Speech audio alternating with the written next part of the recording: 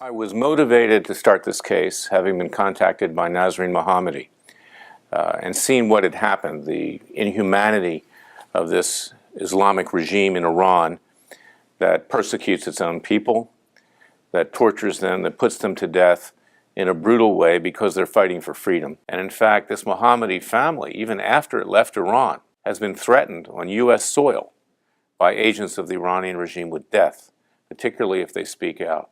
Well, we're seeking justice for the Mohammadis. We've brought cases under the anti-terrorism laws, and we're seeking justice primarily, but we're asking for very large damages. Damages in the millions of dollars for what was done to this family. This is a human tragedy.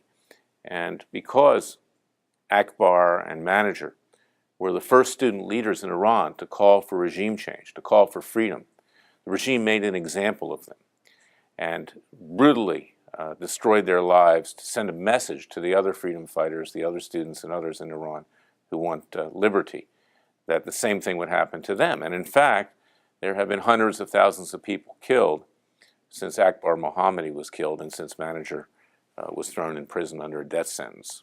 Well, this regime, through its supreme leader, through the president, supreme leader Hotemi, President Ahmadinejad, has threatened a second Holocaust to wipe Israel off the face of the map and to then take on the great Satan, the United States. They have developed nuclear weapons. I believe they already have that nuclear capability. They are simply people who are crazy. They believe that their ordained right is to kill every Jew and Christian in the world and to further an Islamic revolution, not just in the Middle East, but everywhere. So, to me, this regime is an even greater threat than Hitler's Third Reich. Hitler did not have atomic weapons.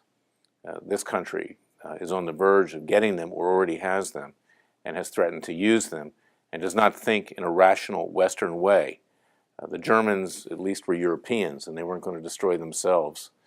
This regime was even willing to go down the drain to further the, quote, will of Allah.